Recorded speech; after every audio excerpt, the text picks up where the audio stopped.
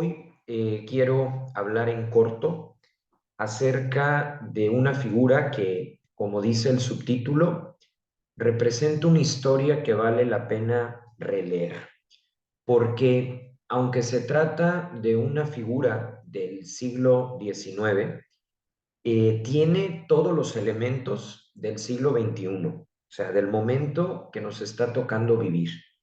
Y es precisamente no una biografía, en este caso no lo voy a decir o grabar en forma de curso, sino más bien como un comentario, una reflexión, una relectura de el aporte de esta figura tan grande que ha sido y es Teresa de Lisieux, ¿sí? Una de las santas, ¿sí? De la Orden del Carmelo, ¿sí? Fundada por Santa Teresa de Jesús, Santa Teresa de Ávila, y que a lo largo de los siglos que ya tiene de historia, pues ha dado a la literatura, a la espiritualidad y a la cultura figuras pues realmente significativas. Y esta, sin duda, es una de las principales por la popularidad que tiene y sobre todo porque es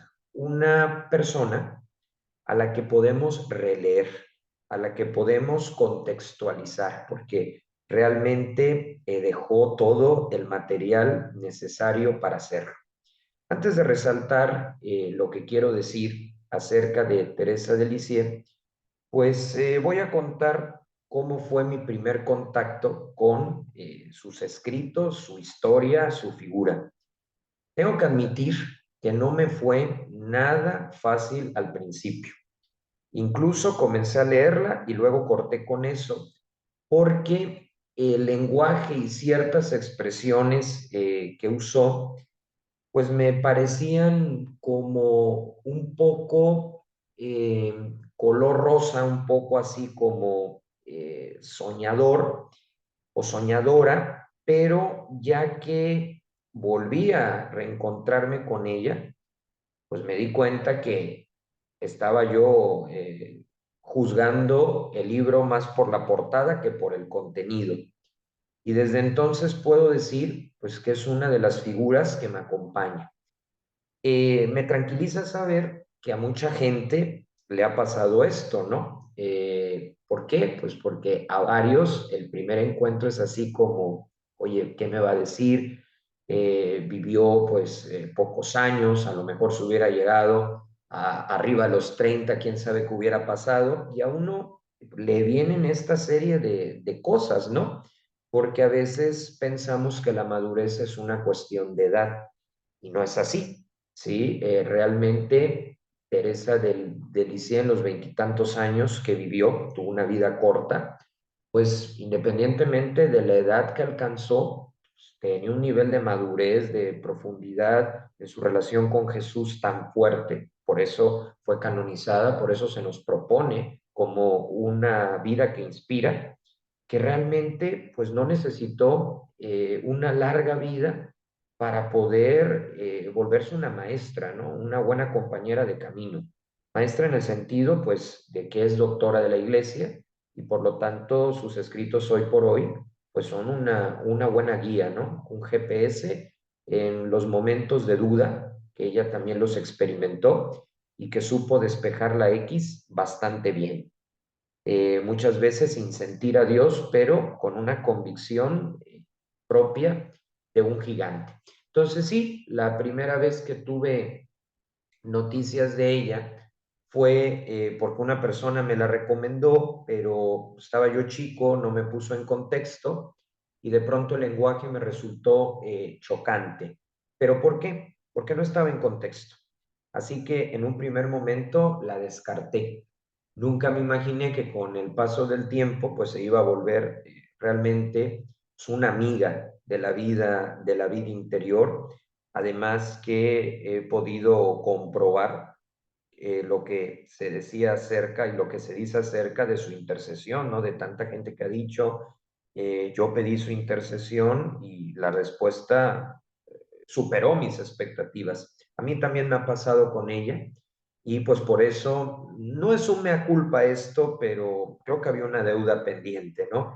De que al principio rechacé totalmente el contenido, pero ya luego que conocí su vida, entonces le vi sentido a sus escritos. Cuando hablo de su vida, me refiero no a los escritos autobiográficos o a la historia de un alma, no, que es el libro, digamos, clave, ¿sí? Que nos dejó. Yo recomiendo que primero conozcamos su biografía, porque al conocerla valoras la autobiografía, que no es lo mismo.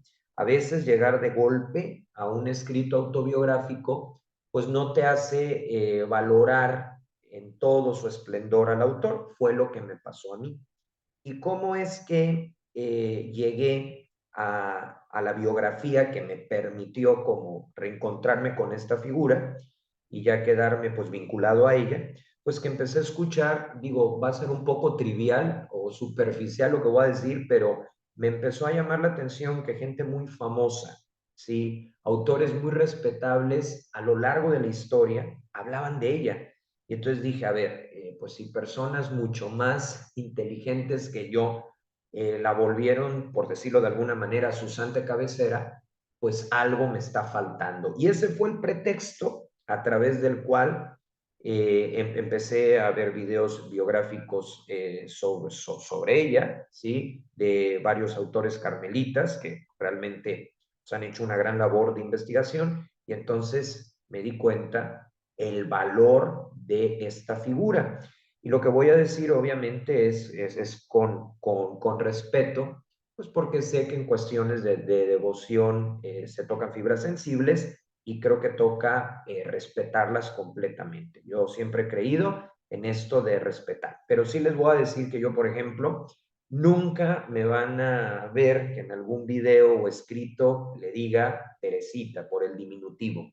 Y no es que el término sea algún problema, ¿no? Hay personas que lo llevan por nombre y, por supuesto, todo nuestro respeto.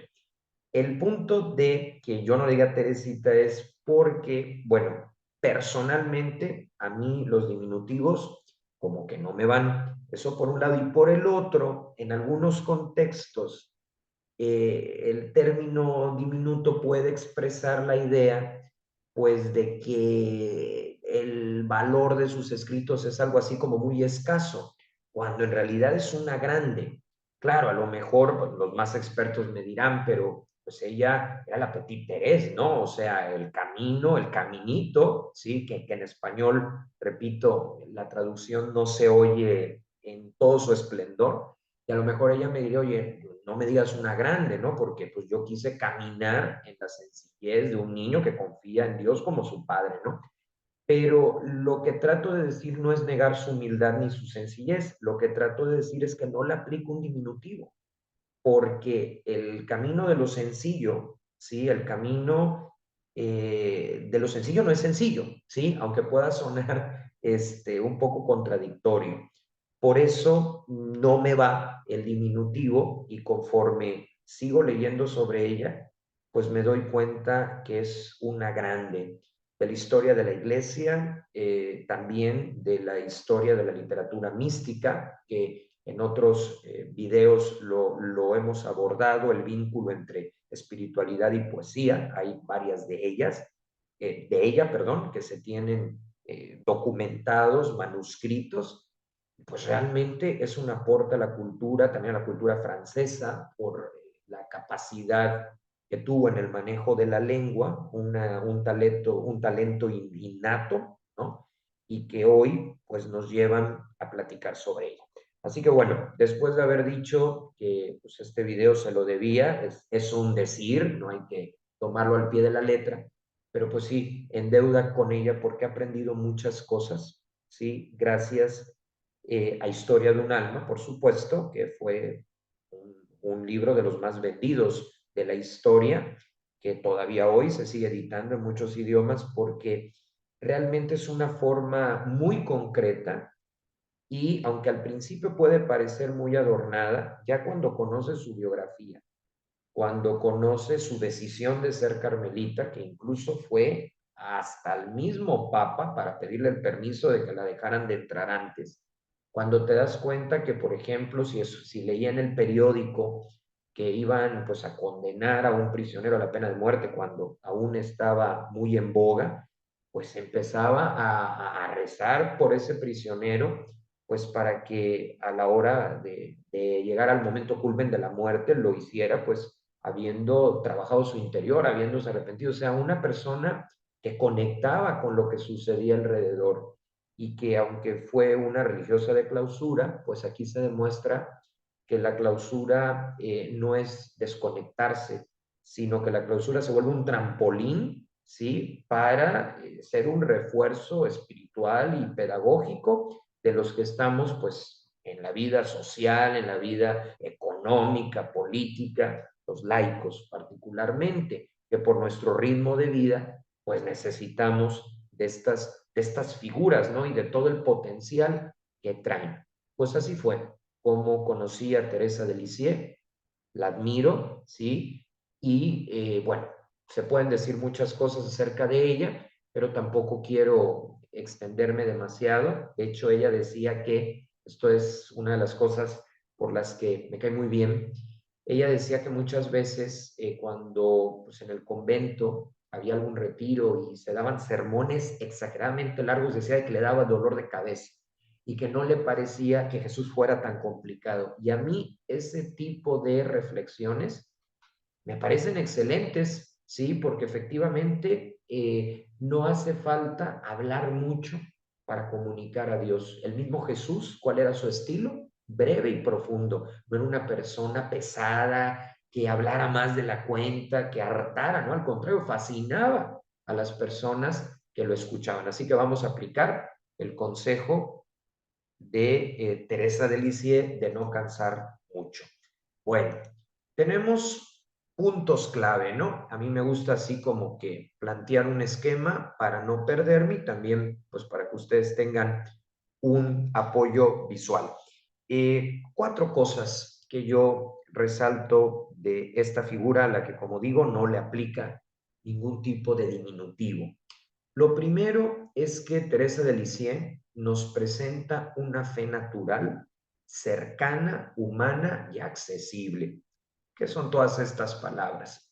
Una fe natural no fingía, ¿sí? No ponía los ojos en blanco.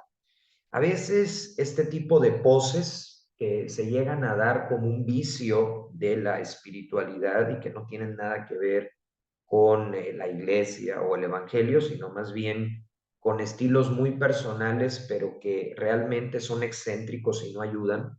Y muchas veces por eso a la gente le suena la fe como algo bizarro y no se acerca, porque nos falta naturalidad. Jesús era alguien muy natural, María también.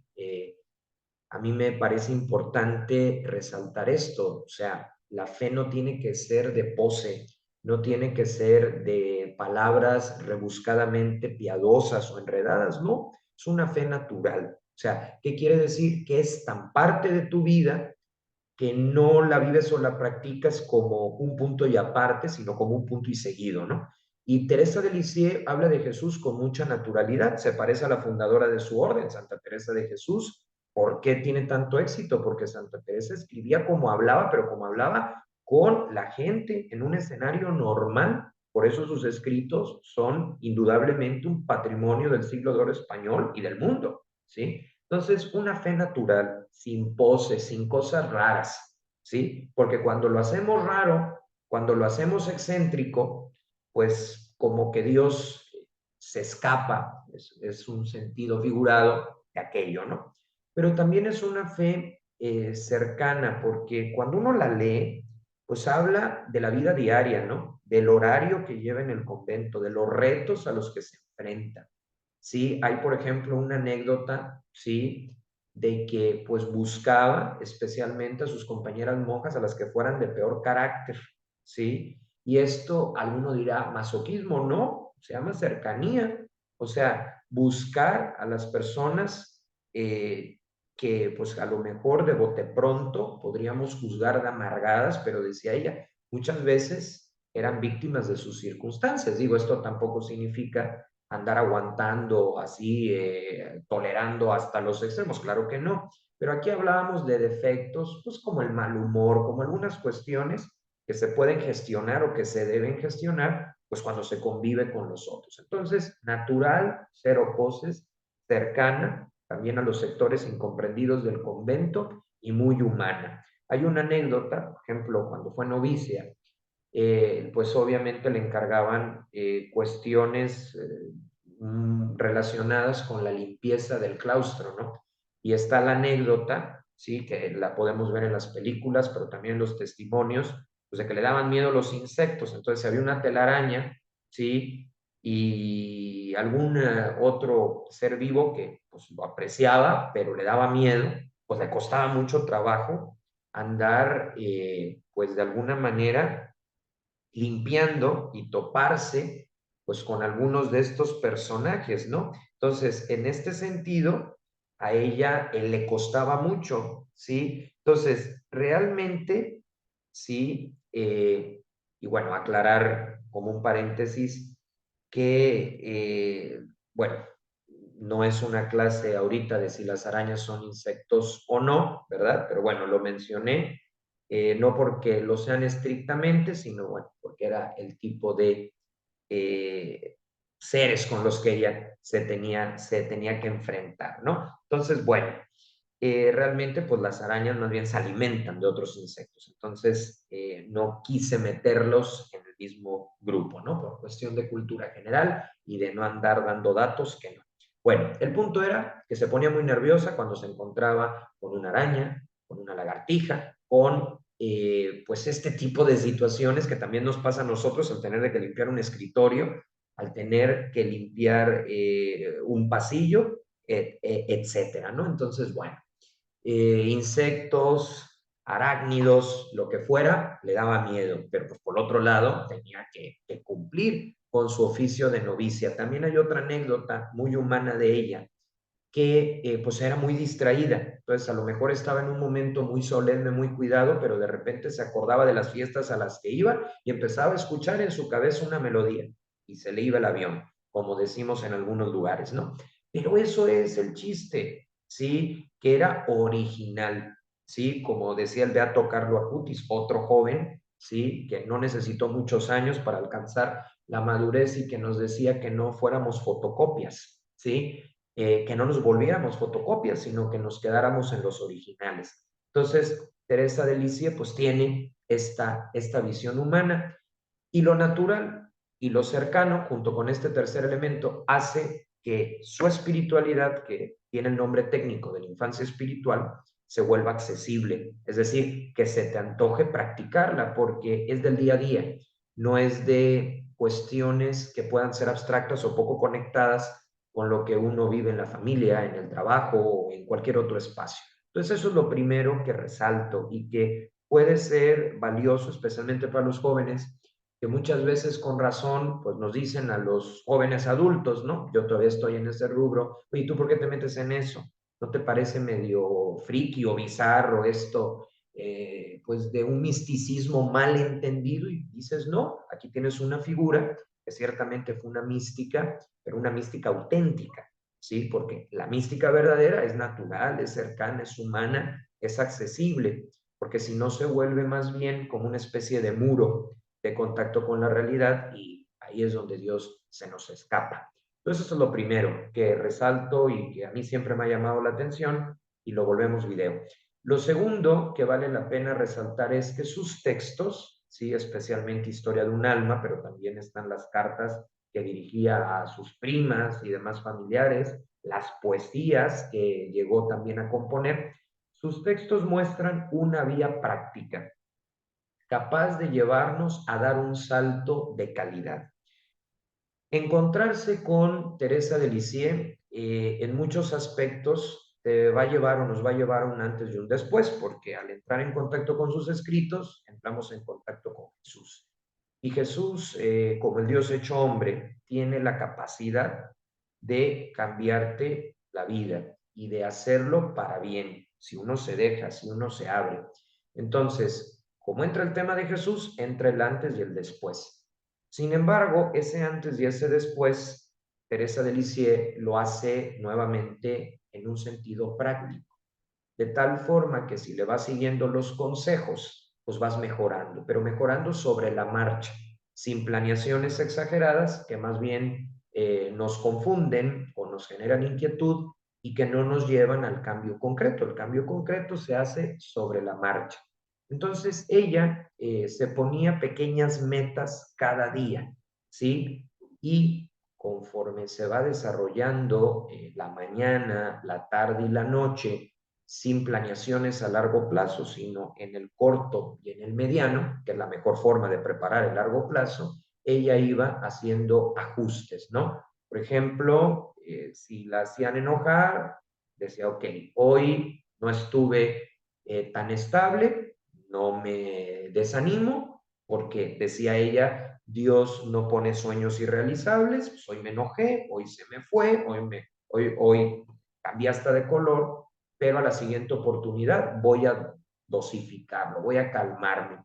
Y así es una vía de lo práctico, es una vía sobre la marcha y que nos va a hablar de una fe que nos lleva a acciones concretas, no una fe que se queda en la fe, sino que pasa a las obras, ¿no? Como decía Santo Tomás de Aquino, el apostolado, las acciones es el desbordamiento de la contemplación. O su otra fase, contemplar y dar a otros lo contemplado. ¿Qué significa esto? Bueno, la fe, la oración, pero ¿a qué me lleva? Y en Teresa de Lisieux le llevaba a cuidar a las monjas mayores, le llevaba a tener un rostro amable si alguien llegaba al locutorio, le llevaba a las cosas sencillas como por ejemplo limpiar con buen humor, ¿sí? Y este tipo de acciones, poco a poco, paso a paso, pues nos van a llevar a un salto de calidad, ¿sí? Ese es digamos, dato principal de por qué sus textos hoy los sigue comprando todo mundo, porque son prácticos, porque son accesibles. Ese es el segundo punto.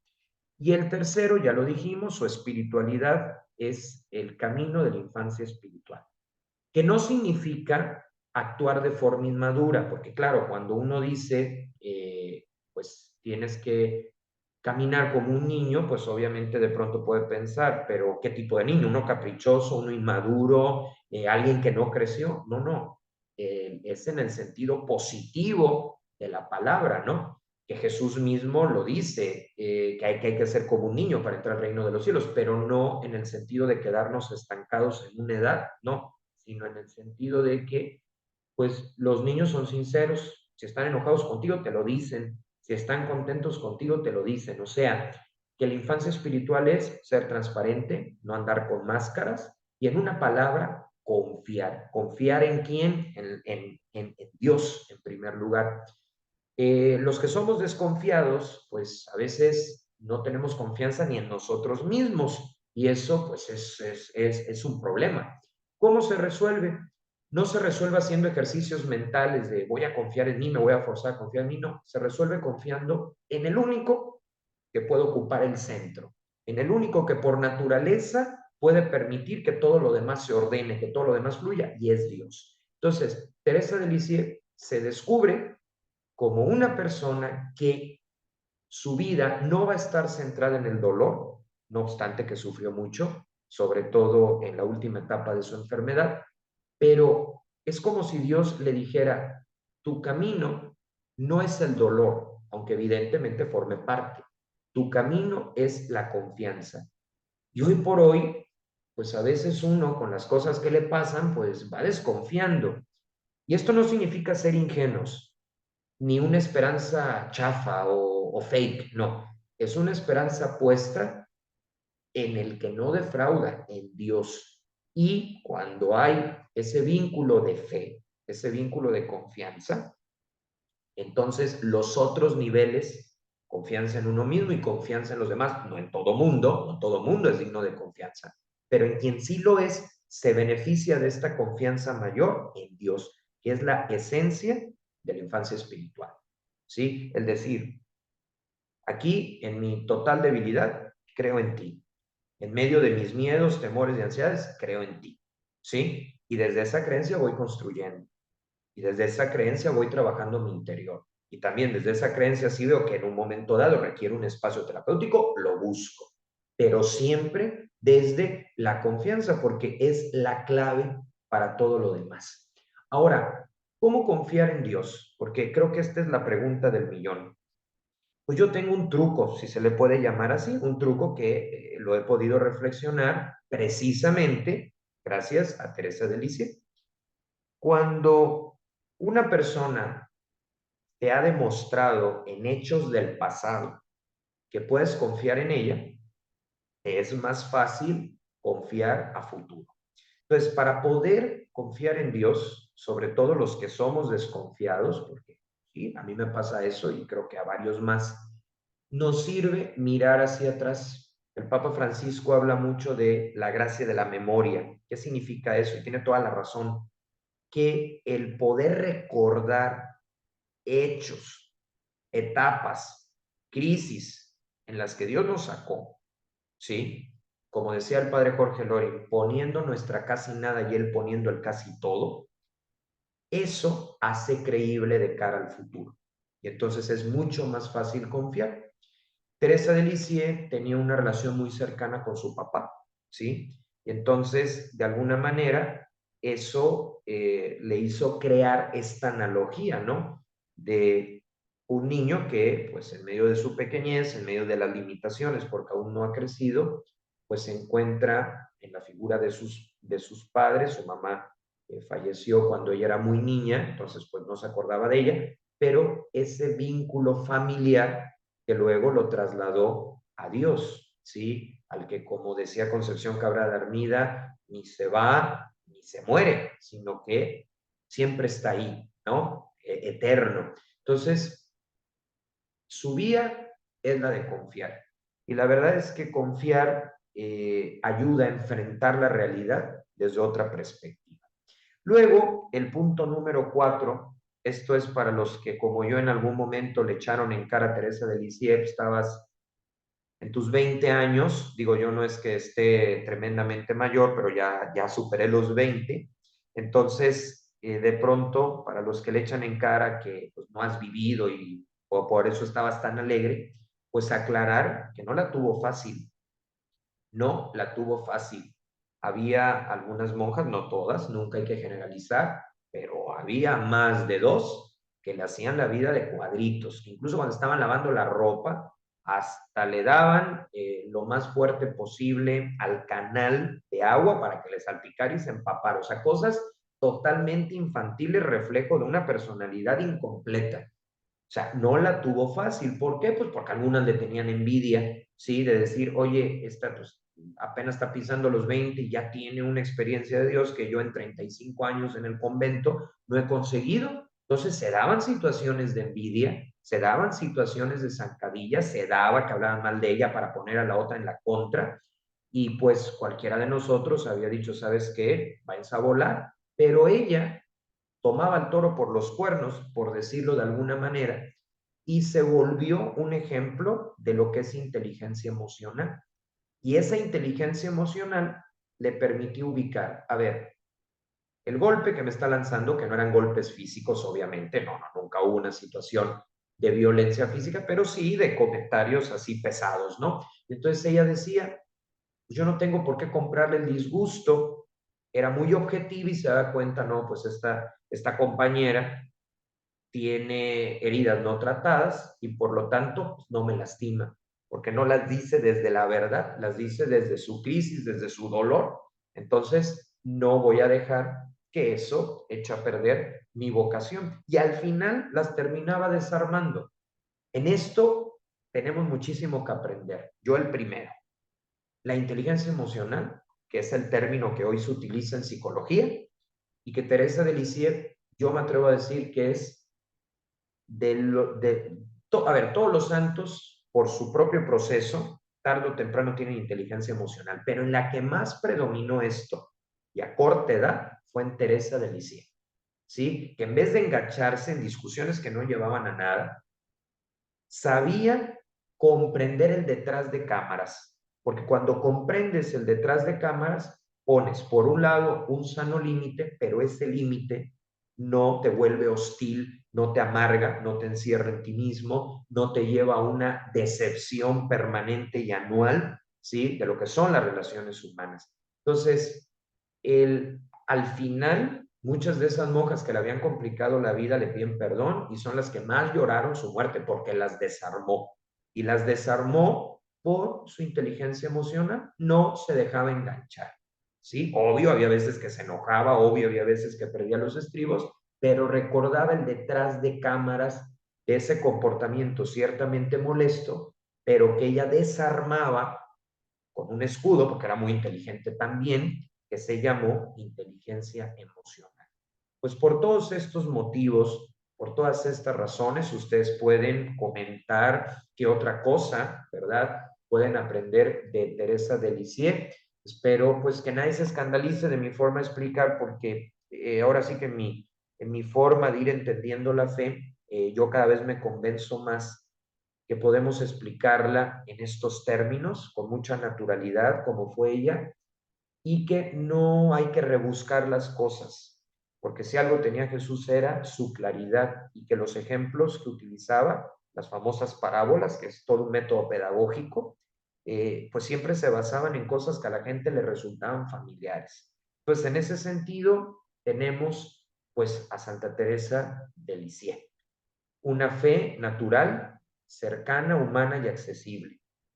Una serie de textos que nos muestran una vía práctica, capaz de llevarnos a dar un salto de calidad en el ámbito integral, humano, espiritual, de conversión, desde luego, y recordar que también en su vida resalta este tercer punto, el camino de la infancia espiritual, que no es ser un ñoño, sino más bien una persona transparente como los niños, que sabe confiar en Dios por los hechos donde Él se ha hecho creíble, empezando por su entrega en la cruz.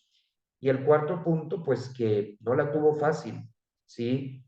Por eso hoy la podemos poner como un ejemplo, desde luego de espiritualidad, que es lo primero, es una santa, pero también es una santa de lo real, de lo palpable, y a la que le podemos dar el título, indudablemente, de inteligencia emocional, que sabía valorarse a sí misma a tal punto que desarmaba con su buena actitud, pues a las que incompletas en su personalidad llegaban como pues a tratar de tirarle tierra. Pues que este comentario que ya se nos alargó sobre Teresa de Lisieux, una historia que vale la pena releer, pues venga a enriquecer el contenido del canal y pues que nos pueda servir como una compañera frente al tema de la fe.